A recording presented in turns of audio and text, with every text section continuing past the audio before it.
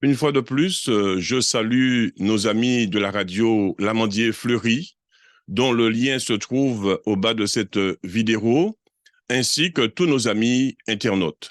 Je souhaite aborder avec vous dans cette capsule la thématique suivante, le millénium en question. Il est vrai que la question du millénium, qui relève bien sûr du domaine de l'eschatologie, demeure une question très controversée et je dirais même un sujet épineux. Nous sommes là en présence d'un sujet qui a fait, qui fait et qui fera encore couler beaucoup d'encre. Néanmoins, un tel sujet demeure scripturaire. D'où l'importance pour nous de l'aborder non seulement avec sérénité, non seulement avec rectitude, mais surtout sans dogmatisme, mais en toute objectivité, autant que faire se peut, afin de ne pas, bien sûr, sombrer dans l'extrapolation, voire l'exagération. D'où l'importance pour nous de l'aborder avec sobriété. Tout d'abord, qu'est-ce que la Bible nous dit au sujet du millénium?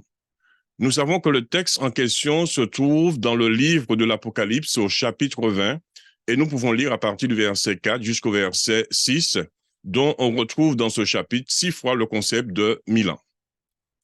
Nous allons lire à partir du verset 4. Ensuite, je vis des trônes, ceux qui siégeaient dessus reçurent le pouvoir de juger. Je vis aussi les âmes de ceux qui avaient été exécutés pour leur fidélité à la vérité révélée par Jésus et à la parole de Dieu. Ils n'avaient pas adoré la bête ni sa statue, et ils n'avaient pas reçu la marque de la bête sur le front ni sur la main. Ils revinrent à la vie et régnèrent avec Christ pendant 1000 ans. Le verset 5. Les autres morts ne revinrent pas à la vie avant que les 1000 ans soient passés.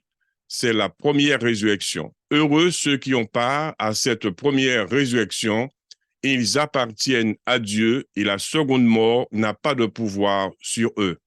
Ils seront prêtres de Dieu et du Christ et ils régneront avec le Christ pendant les 1000 ans. Nous savons que le terme millénium n'est pas un terme biblique en soi.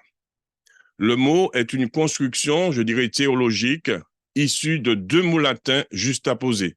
Tout d'abord, mille, qui signifie un millier, et annum, qui signifie année. Qu'est-ce que couvre la doctrine du millénium?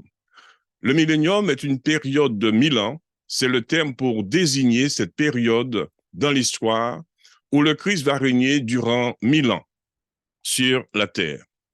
Pour certains, cette période va précéder le jugement dernier. À propos du millénium, trois opinions ont cours, les post-millénaristes, les amillénaristes et les prémillénaristes. Tout d'abord, les post-millénaristes défendent la doctrine selon laquelle Christ reviendra après le millénium, un âge d'or ou une ère, bien sûr, de prospérité et de domination chrétienne. Ensuite, il y a les amillénaristes qui défendent bien sûr l'idée d'un règne terrestre du Messie après que celui-ci aura chassé l'Antéchrist et préalablement au jugement dernier. Enfin, troisième position concernant le millénium, ce sont les prémillénaristes qui défendent bien sûr la doctrine selon laquelle Christ reviendra avant le millénium, c'est-à-dire avant son règne littéral de 1000 ans sur la terre. Pour aboutir notre réflexion concernant la question du millénium, je dirais trois choses. En premier lieu, nous devons considérer toutes ces assertions comme des opinions, des conjectures, voire des hypothèses, et faire nôtre justement ce texte de l'apôtre Paul, ce texte biblique qui se trouve dans 1 Thessaloniciens, le chapitre 5, vous allez lire à partir du verset 21, mais examinez toutes choses, retenez ce qui est bon. En second lieu, nous devons savoir que les sujets de nature eschatologique n'ont aucune conséquence directe de manière soteriologique, c'est-à-dire concernant notre salut. En troisième lieu, en dépit bien sûr de la complexité des sujets de nature eschatologique, cela n'exclut en rien de réfléchir sur de telles thématiques, comme le millénium. Et pour terminer, je vous suggère un très bon livre qui aborde très bien le sujet en question, un livre de René Pache, Le retour de Jésus-Christ.